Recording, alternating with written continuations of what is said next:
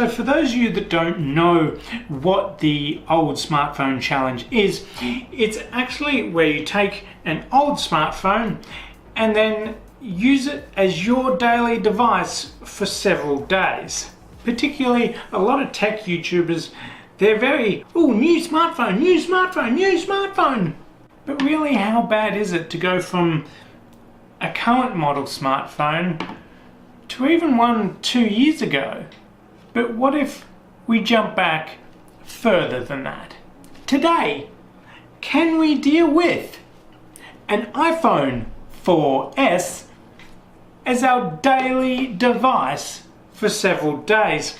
And I think it's a good thing to do, because I myself, I struggle to even keep a new phone for more than a year. I always want new phones all the time, and so I think it's good to get out of that and just go back to an older phone and think, is it really that bad? Look at the charging cable for this thing. With the size of the head on that, you would think that it could charge a 10,000 milliamp hour battery in about 2 seconds. Having all this glass here, these get smashed all the time, and they're not the most durable of glass either. So I think I'm going to have to put a case on it. And of course, the case is none other than a mandatory Pokemon Charmander case, because Charmander is amazing and I need him with me throughout my day, always.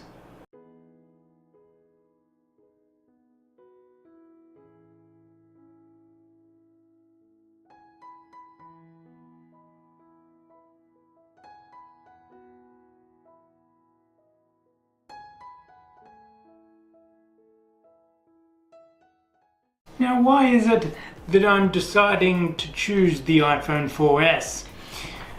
Well, I decided on the iPhone 4S because it's probably the oldest of the iPhone range that I would probably go to today. And when people say an iPhone, for some reason I think of the iPhone 4S.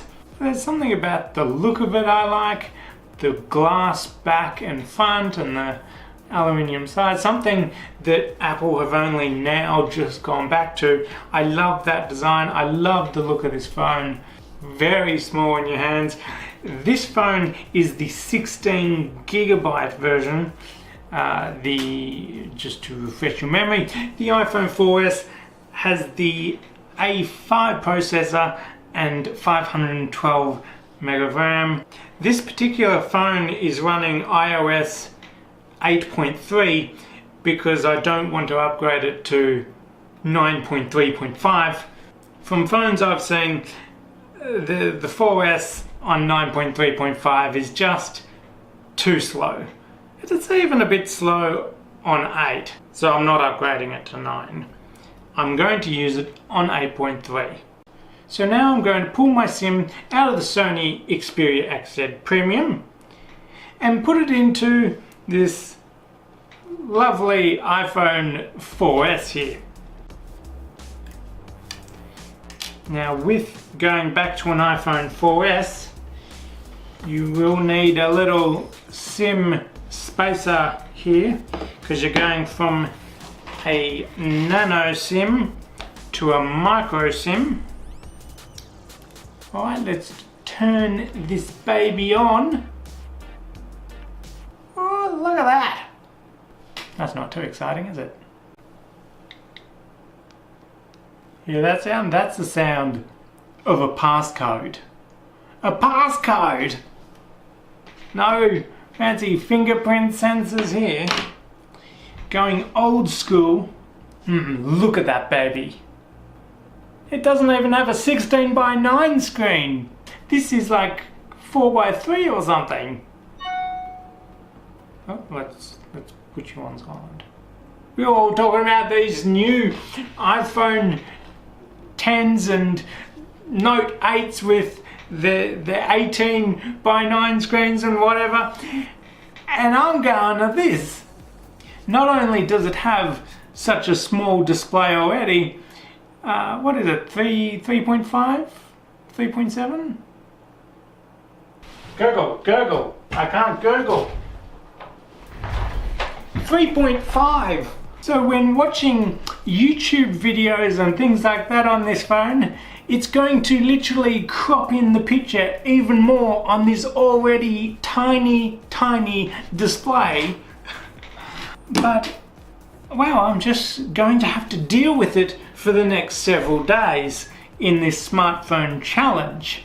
Can't believe I'm doing this. I'm chucking away this perfectly good Sony Xperia XZ Premium for iPhone you can get for probably under 80 bucks now.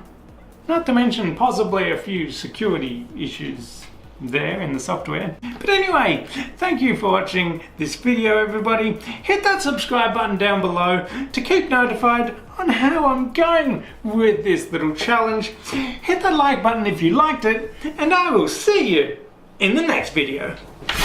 And I will see you in the next video. I nearly broke the desk. Hit that subscribe button down below to keep updated. And I will see you in the next button.